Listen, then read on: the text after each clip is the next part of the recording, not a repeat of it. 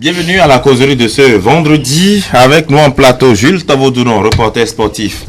Jules, bonjour.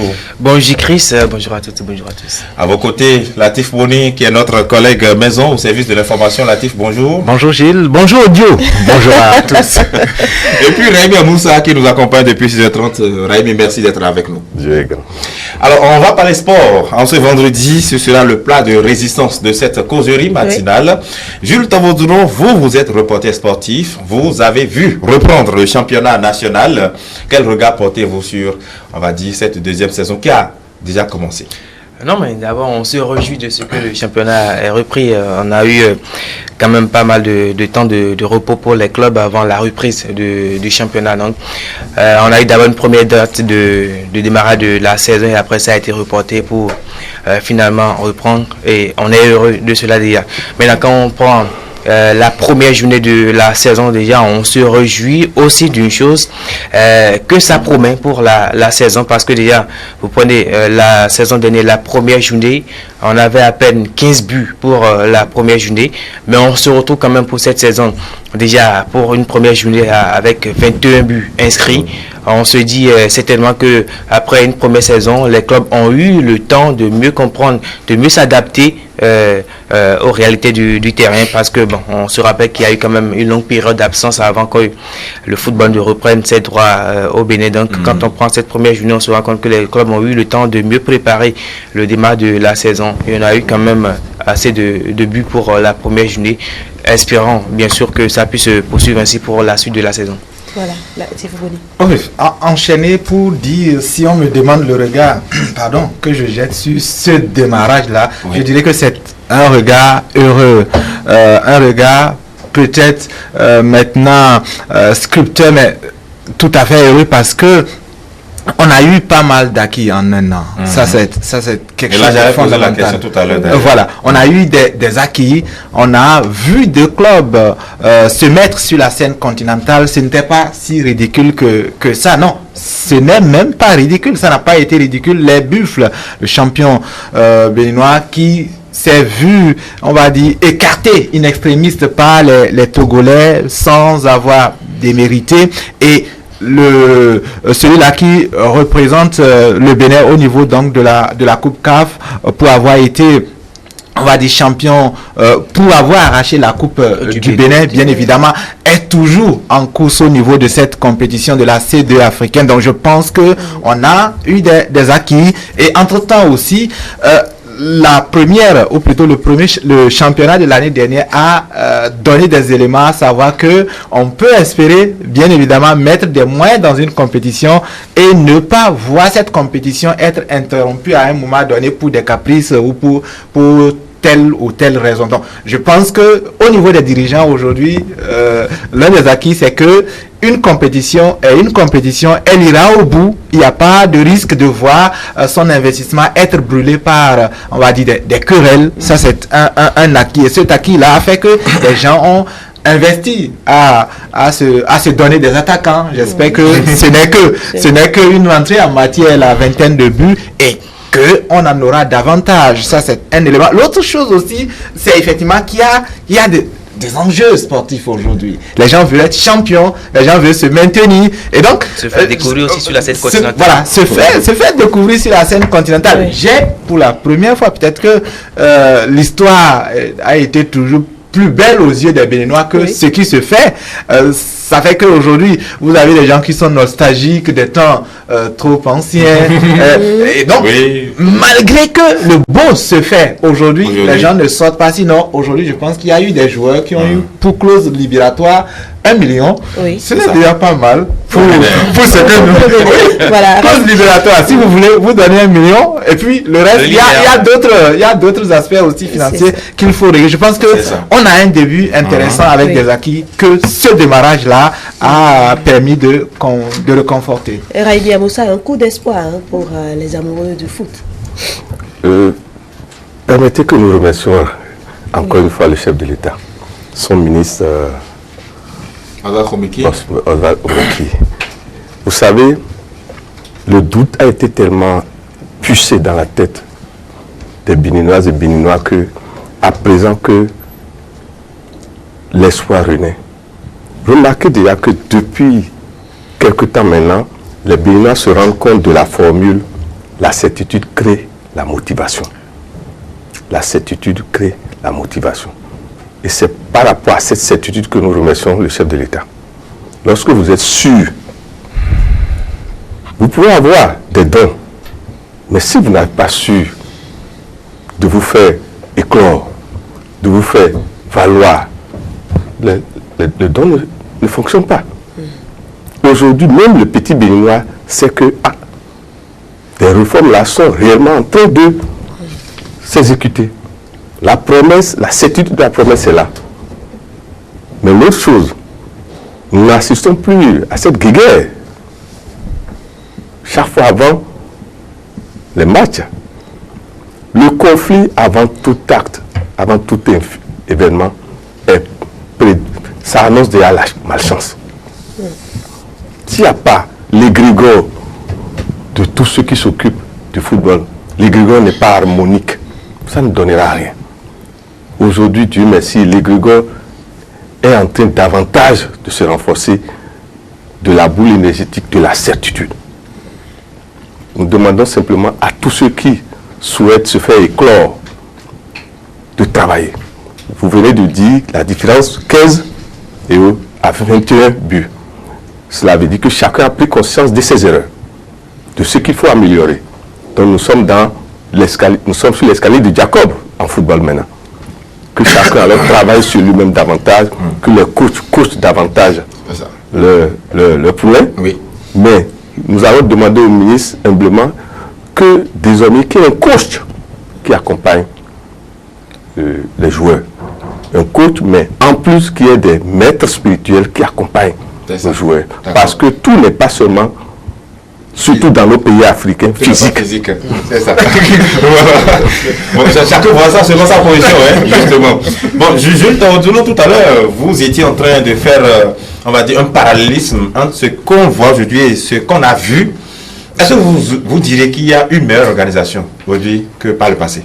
Oui, on peut le dire ainsi quand on voit un peu, par exemple, la saison dernière, on a eu à autoriser des terrains sur lesquels le football n'est pas praticable. Mais pourtant, on a laissé faire. Mais cette saison, la fédération, la ligue, ils ont, autant la fédération que la ligue, ensemble, on a décidé de ce que tous les matchs soient désormais joués sur soit du gazon naturel ou sur du synthétique. Et quand c'est comme ça, le football, la pratique du football, pas de la brousse, comme c'est du latérite, où on se retrouve parfois à jouer des matchs dans des champs de patates. Oui. Mais aujourd'hui, on se retrouve à jouer des matchs de football sur du gazon naturel ou du synthétique, ce qui permet aux joueurs de s'exprimer comme cela se doit. Et je mets ça, le nombre de buts qu'on a eu par exemple pour la première journée, je mets ça sous le coup de cette organisation que la fédération ou la ligue a décidé d'imprimer au championnat. On sait que on rêve de vendre notre championnat, on rêve de vendre notre football à l'extérieur.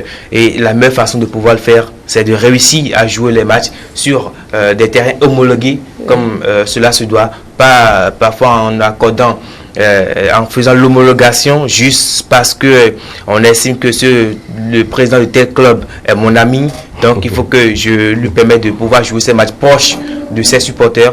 Et on a évacué tous ces points. Et aujourd'hui, on se retrouve quand même à avoir du beau. Moi, j'ai assisté par exemple au match entre UPOLM et l'USS Raquet. C'était quand même l'un des matchs les plus riches en matière de buts pour la première saison, la première journée du mois, avec un match à rebondissement. Finalement, on a eu 5 buts dans la rencontre, ce qui est rare pour un score final 3-2 pour et ça vous rassasie, hein, vous les reporters sportifs. Non, mais on ne rêve que de ça. C'est quand il y a du beau sur le terrain, nous on est heureux. C'est ça.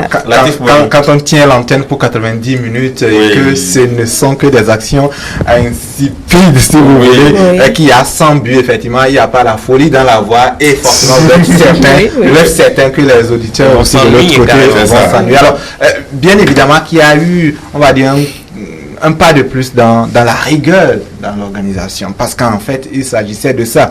Vous avez parlé de latérite, Jules.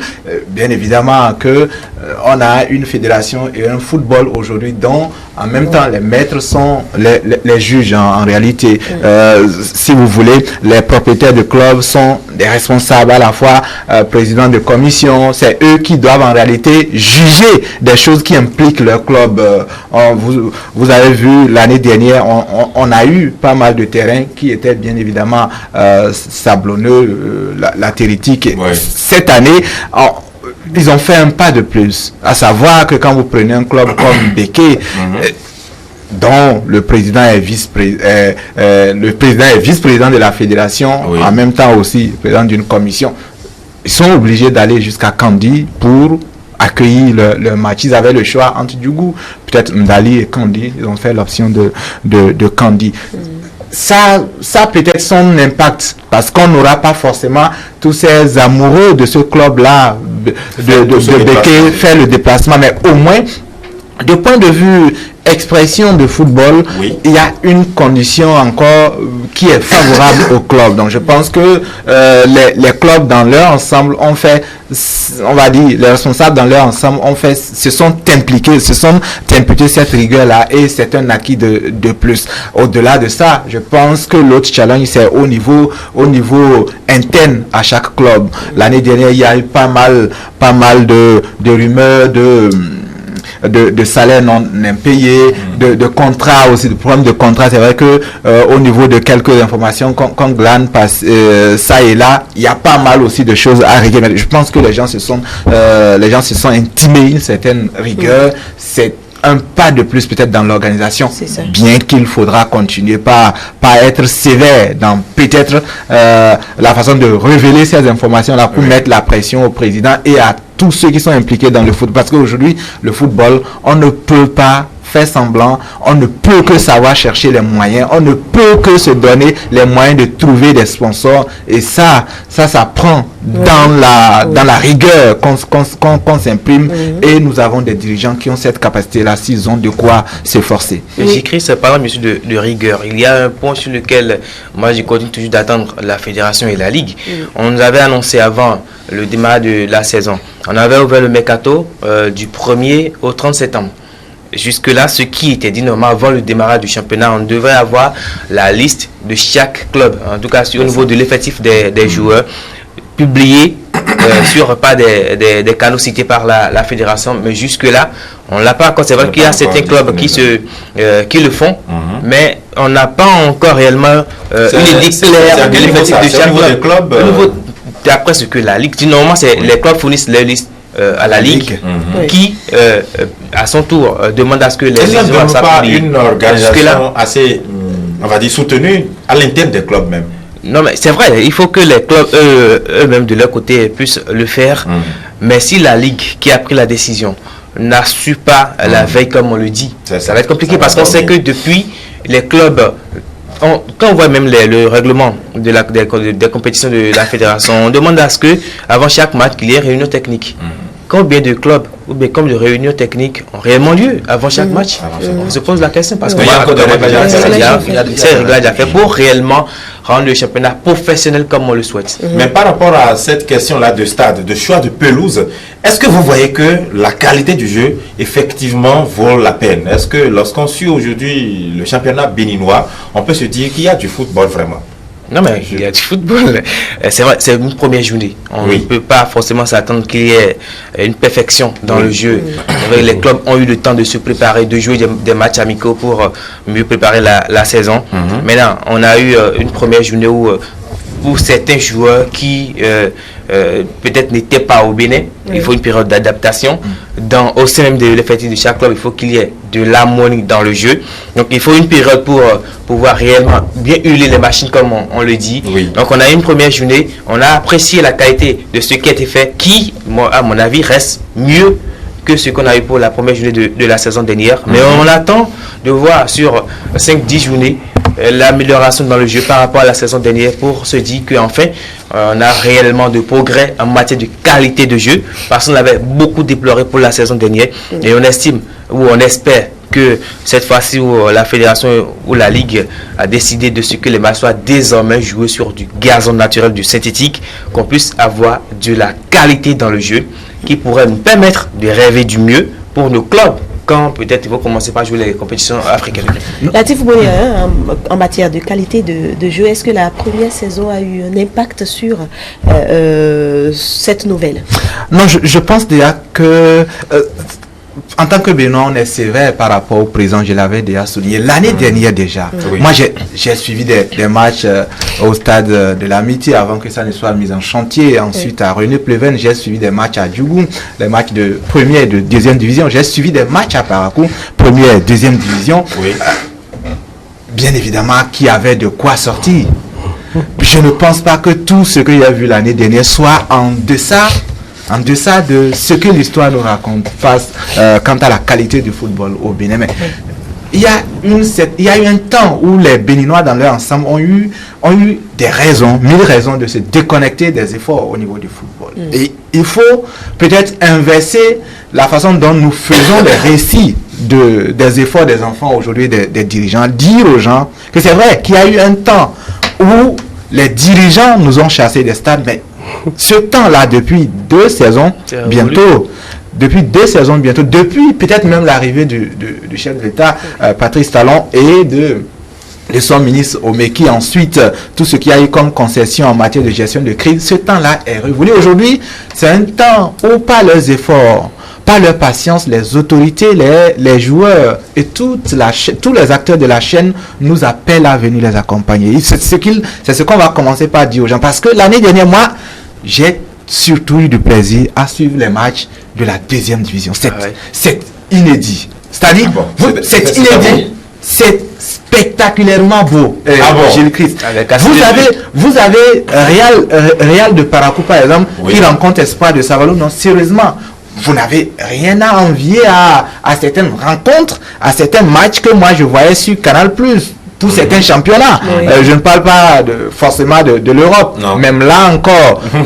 Franchement, vous avez un AS Cotonou qui rencontre Audio de chez Jules. Je pense qu'il y avait du beau. Mais malheureusement, effectivement, le passé récent de notre football pèse sur ces efforts-là, pèse sur les images. On continue à garder les séquelles. Tout à fait. Donc, je pense qu'il faut déconstruire notre histoire récente du football et reprendre peut-être une autre façon de réciter ce football-là. C'est un football où, à la fois, les dirigeants se sacrifient.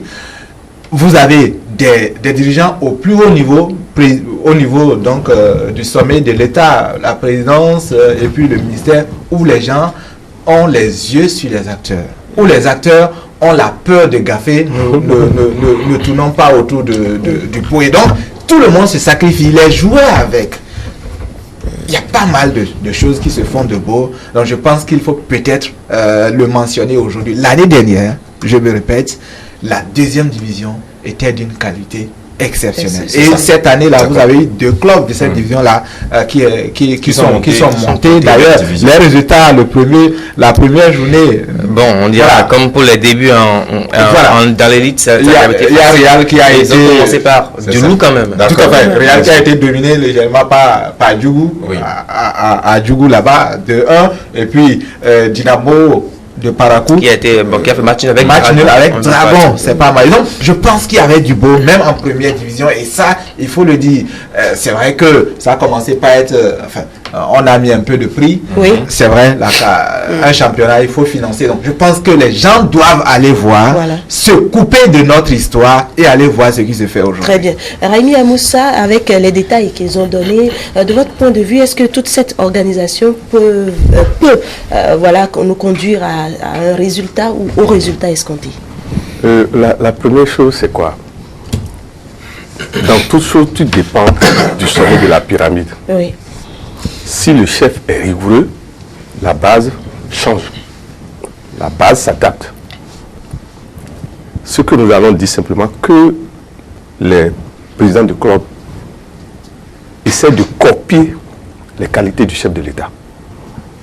De n'avoir pas pitié quand un des joueurs déconne. C'est d'abord ça. Parce que c'est le sommet qui détermine la base. Si vous avez un dirigeant sous là, vous n'aurez que des joueurs qui aiment l'alcool. L'autre chose, il va falloir que le gouvernement crée un numéro sport, un numéro vrai sport. De manière à ce que chacun de nous peut appeler de tout le monde, de partout pour dire l'enfant de Gilles ou de Latif, un bon joueur. On sent en lui des dons. Ça existe quelque part, ça? Ça existe. Normalement, ces choses-là, c'est réservé à la direction technique. C'est vrai qu'il y a un débat autour de son existence. Elle n'existe réellement pas pour le moment. Oui, continuez. Vous savez, vous allez dans des coins du Bénin où vous voyez vraiment de ces jeunes qui font des démonstrations. Donc c'est pour ça que je demande ça. Oui. L'autre chose, d'abord, avec votre autorisation et l'autorisation du directeur Maforika, qu'on puisse aller filmer ces jeunes-là. Je ne parle pas encore de ceux qui sont reconnus, les petits là, et qu'on les montre. C'est ça. La TV va se livrer à cet exercice. C'est le monsieur sport de télé. Vous savez, la motivation, l'enfant qui voit, qu'on le montre, vous savez ce que ça peut créer? J'imagine. L'autre chose, c'est quoi? Le nom de famille. Le meilleur joueur, son père, quand il est assis devant la télé, sa maman, il dit c'est mon fils. Vous savez ce que ça veut dire? C'est beau. Et tout le monde veut aller loin. Nous allons demander aux potentiels footballeurs simplement de ne pas oublier que les grands footballeurs qu'on voit ont quitté quelque part dans nos petits villages. Ont quitté quelque part dans nos villages. L'autre chose que les écoles aussi, les directeurs d'école détectent et envoient pas. C'est ça que j'appelle le numéro vert. Mais au-delà de ça, la perfection est spirale et ascendante, mais exige la vigilance, la persévérance, la connaissance de soi et du milieu. Et c'est ça que vous expliquez par la qualité du gazon. Vous pouvez savoir jouer, mais si le terrain ne s'y prête pas, ça peut ne pas aller. Et l'autre chose, que les présidents s'occupent de la connaissance de chacun des joueurs. Connaissance en matière alimentaire, en matière émotionnelle. Je ne sais pas si vous suivez. Qu'est-ce qui fait que ce joueur se déstabilise? Il y a des joueurs qui, peut-être, c'est quand ils finissent de se faire plaisir avec une femme, la veille, qui se donnent complètement. Il ne faut pas forcément qu'on leur interdise ça. C'est ça. Oui, parce qu'il faut peut-être qu'on les y aide. Parce qu'il y a le sexe aussi est activateur pour certains. Comme la musique, c'est pour la connaissance de soi est nécessaire pour l'évolution et la perfection dans nos sports.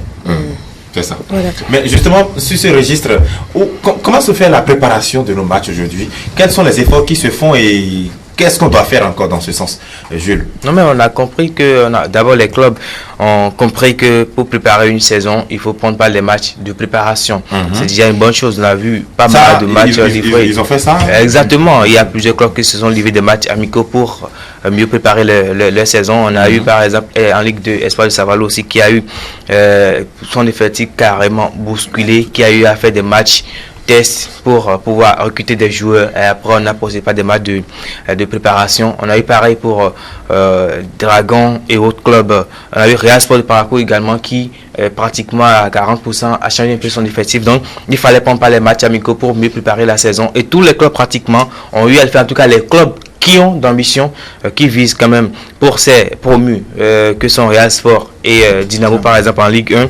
Il faut au moins jouer le maintien. Ils ont compris que pour le faire, il faut préparer la saison. Donc, la plupart des clubs, au moins, ont réussi à jouer des matchs amicaux pour mieux se préparer. Maintenant, au-delà de ça, c'est au niveau du recrutement aussi, c'est important. Et comment nos clubs recrutent, c'est là mon inquiétude parfois. Parce que c'est pas forcément... moi, j'aurais préféré, par exemple, on a eu par le passé l'ASPAC qui avait un partenariat avec le centre Talika, qui fournissait des joueurs à l'ASPAC. Et on a vu en 2012 l'équipe de l'ASPAC. Ça marchait. Qui était quand même une très bonne équipe, qui jouait très bien au football. On a eu l'ASPAC qui a allé jusqu'à... c'est vrai qu'au match aller, ils avaient été battus par l'Espérance de Tunis, 5-0. Mais au retour, ils ont réussi au moins à battre l'équipe, le club tunisien, même s'ils ne sont pas qualifiés pour le tour suivant, mais ils ont réussi cet exploit de battre les Tunisiens. C'est parce que à la base, il y avait un travail qui a été fait. Et aujourd'hui, malheureusement, c'est pas forcément ce qu'on voit en matière de recrutement pour les clubs, où on se base peut-être sur, c'est bon de le faire, d'aller chercher des joueurs dans les clubs adverses, c'est aussi une façon de les déstabiliser. Hein. Oui, donc on arrive à le faire pour se donner beaucoup plus de renfort dans l'effectif, mais qu'on aille au-delà de ça. C'est pourquoi on a toujours souhaité que les clubs aient leur centre de formation, ou qu'ils soient avec des centres de formation pour faire la promotion aussi des jeunes. Comme Raimi le disait, il faut qu'on arrive à faire valoir les talents qu'on a au niveau des jeunes. Et parlant des jeunes, c'est juste un appel de mon côté à l'endroit des parents, qu'on comprenne aujourd'hui que le football au Bénin, ça prend de l'ampleur, et qu'on comprenne que par le football, on peut aussi réaliser des rêves. Par exemple, pour l'initiative des classes sportives, vous entendez des parents qui disent que eux, ils n'ont pas envoyé leurs enfants à l'école pour aller faire du sport. Donc la distance qu'il y a entre le terrain de sport et l'établissement ne les arrange pas. Donc on dit l'enfant n'ira pas. Donc il faut maintenant trouver la manière peut-être de rapprocher le lieu à l'établissement avant de permettre à l'enfant de pouvoir réellement s'essayer. Si on peut revoir tout ça au niveau des parents, je crois que au niveau du football, du sport en général, on pourra réellement progresser. Mais brièvement, pour les clubs, c'est mon regard sur la préparation et le recrutement, ce qu'il faut pour peut-être changer un peu les choses. C'est ça. La préparation, je pense qu'aujourd'hui nous avons des clubs, certains clubs qui ne lésinent pas sur les moyens, qui ont des staffs complets avec des kinésis, des médecins. Qui allaient jouer toute la préparation à Lomé. Voilà, déjà au niveau même organisationnel, il y a des clubs qui ont les médecins, qui ont des kinés et tout ça. Donc, à ce niveau, je pense peut-être que ça existe, hein, le plaidoyer de Raimi par rapport à l'autre partie aussi de la préparation psychologique et invisible, si vous voulez. Peut-être que ça existe. D'ailleurs, ne faisons pas la langue de bois. On sait qu'on est béninois, personne n'est dupe, on est africain, donc ça doit exister. Mais parlons de ce qui est visible. On a des staffs effectivement avec des kinés, des médecins et tout ça. Il y a un certain suivi, il y a un certain conditionnement, et donc les gens savent que voilà, toute une année, toute une saison sportive ne s'aborde pas comme ça, en mangeant tout simplement du haricot, et puis ça s'arrête là. Donc il y a un certain conditionnement alimentaire, un certain conditionnement aussi physique, et tout ça, les gens le font. Et maintenant, vous avez parlé, Jules a parlé bien évidemment de recrutement et aussi des stratégies avec la formation. Donc je pense que nous avons aujourd'hui un problème au niveau de l'identité de nos centres de formation, la qualité de nos centres de formation. C'est vrai que l'histoire récente de Taneka a montré qu'il y a des possibilités avec très peu de moyens d'impacter en réalité toute une nation. Le centre, je pense, c'est à Anginou. Taneka effectivement a tout changé. Si on veut vraiment être vrai dans l'analyse, ça a tout changé du football béninois. De Aspac à certains clubs pour aller aux écureuils, qu'ils aient été cadets ou juniors, tout ce qu'on a eu de beau, vous avez eu l'empreinte de Taneka. Et donc, avec très peu de moyens. Je pense que ça, c'est quelque chose de formidable qui peut donner de courage à ceux qui veulent entreprendre dans ce domaine-là. Mais au-delà, Raimi a parlé des enfants dans des coins. Qu'il faut aller dénicher. En fait, il n'y a même pas à dénicher, il faut juste aller vers eux. Oui. Ces coins-là, c'est un peu partout. Le Cameroun a réussi. Ah oui. Même chez nous, je pense que les dirigeants pour l'instant aussi exploitent ça. Parce que vous avez des gens qui... Vous prenez un club comme d'une saison à une autre, on change tout. Et les joueurs ne viennent pas des clubs souvent connus. On a quelques-uns qu'on prend au niveau des clubs expérimentés. Sinon, le reste, là, on puise dans les petits villages où les gens ont du talent brut. Il faut juste limer pour arranger. Donc, je pense que ça. Polir ça. Donc, les gens sont conscients de ça. Mais il faut davantage dire à nos formateurs et à ceux qui veulent entreprendre dans la formation qu'il y a du beau et du physique au Bénin, qui n'attend juste qu'à avoir des instructions pour savoir ces éléments-là qui font la différence au niveau du football moderne. Il n'y a pas à se déranger, il y a juste à s'appuyer sur cette détermination des jeunes là à faire du football. Je pense que pour faire avancer, voilà, pour faire avancer. Avant les de choses. venir à vous, Rémi Amoussa, rapidement, je vais prendre votre avis sur, au-delà du championnat national, l'équipe nationale ou les équipes nationales que nous avons. On a vu un peu le parcours de la sélection locale au tournoi de l'UFOA avec un peu l'issue que vous connaissez. On a vu les écureuils du Bénin, l'équipe nationale senior qui a livré un match préparatoire, un match amical avec les Chipolopolo de la Zambie au stade Charles de Gaulle de Porto Novo.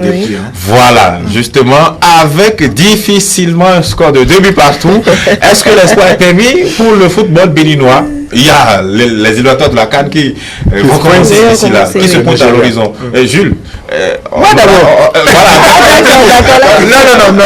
Non, je pense que ce match zambien, effectivement, c'est vrai que ça, oui, que ça soit chez les professionnels ou chez les, bon, voilà, les autres, on a un peu tiqué, non. C'était pas un mauvais match que ça. On avait une défense pratiquement expérimentale. Hein. Et ça, c'est même ça normalement les matchs amicaux. Oui. Ça vous permet d'expérimenter ce que vous ne pouvez pas expérimenter dans un match réglementé, dans un match, on va dire, sérieux. Donc, moi, je pense que les gars ont fait un très bon match amical et il n'y a pas à remettre en cause tous nos acquis à ce niveau. Il y avait de peur, maintenant, chez nous, même ça, vraiment.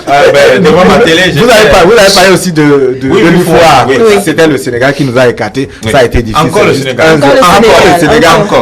Le Sénégal. C'était au Sénégal. Le Sénégal nous a beaucoup de choses. C'était au Sénégal aussi. Oui, Jules. Non, mais pour parler du tournoi de l'UFOA, c'est vrai, on a eu une équipe béninoise qui a remporté son premier match face à la Guinée, une équipe qui a montré de la réaction dans le match. Maintenant, le match contre le Sénégal, moi, l'alibi ou l'excuse que je trouve à l'équipe nationale, c'est le temps de récupération. On a une équipe sénégalaise qui a eu pratiquement une semaine de récupération. Le Bénin a joué un mardi et a enchaîné le jeudi face à une équipe qui était au repos depuis pratiquement une semaine. En matière d'énergie, quand même physiquement, les muscles à un moment donné, même si vous tenez 90 minutes, à un moment donné, si vous passez aux prolongations, vous allez à un moment donné finir par craquer. Donc c'est quand on voit le score 1-0, c'est la preuve que si entre-temps peut-être ils ont eu le temps de récupération nécessaire, le score aurait pu être différent. Maintenant, nous revenons au match amical du dimanche dernier pour l'équipe nationale contre la Zambie. Au-delà de tout, reconnaissons une chose, la défense béninoise avait trop de problèmes. Il y avait Khaled Adeno blessé depuis. Encore que Khaled Adeno, moi j'aurais bien préféré qu'on commence par oublier Khaled Adeno parce qu'avec son âge, blessé au genou, c'est compliqué. Maintenant, après, en milieu de terrain, on a un élément important qui était absent, c'est Sid Almeida. Donc il fallait recomposer un peu l'équipe pour pouvoir jouer le match amical. Michel Dussé a eu à voir les limites de son effectif parce que le match qui vient, le premier match pour les éliminatoires, c'est face au Nigeria. Il fallait l'arrêtement du loup. Donc il faut être préparé pour ça. Me semble-t-il. Exactement, bon, Rémi, 45 secondes pour réagir par rapport à tout ce que les reporters ont dit. Je vais simplement dire à l'endroit de nos dirigeants du club que de tenir compte des mots énergie, flair, résistance. Ces mots se retrouvent dans les nombres 3, les nombres impairs 3, 5, 7, 9. Et dans les jours mardi et dimanche, de tenir compte de ça. Que si jamais et d'observer les meilleurs joueurs, ils ont tous ces codes-là. C'est ça. Ça permet d'avoir de meilleurs joueurs. Ah d'accord. Merci. Le réalisateur voudrait avoir quelques éclaircissements. Bon, vous allez essayer d'y répondre en 10 secondes. Est-ce que les joueurs ont des conditions de vie agréables, Latifou? Ça reste à désirer parce que le football pour l'instant commence peut-être pas à payer, mais là c'est juste un début. Les conditions de vie, il faut des moyens. Les moyens ne suivent pas forcément à la hauteur. Parlant justement de ça, ils demandent plutôt leur salaire. C'est compliqué de le dire, c'est relatif, mais ça va être un club. Ah d'accord. Et pour les questions de vie, c'est difficile quand vous avez un club, par exemple comme l'UNB, où les joueurs parfois pour jouer un match de championnat sont parfois appelés à aller prendre de l'eau sucrée avec du pain. On ne sait pas ce qu'il y a pour les joueurs. Donc c'est relatif avec... ça dépend des exactement, clubs. on peut faire. Donc ça dépend des clubs. Ça, voilà. Merci, c'est la fin de la causerie de ce jour. Merci Jules Tovodouno, vous êtes reporter sportif, merci d'être passé. Latif Ouboni de la maison, merci également d'être passé. Merci. Et également à vous, Raimi Amoussa, qui répond toujours à nos invitations. Merci d'être venu ce matin. Dieu est grand.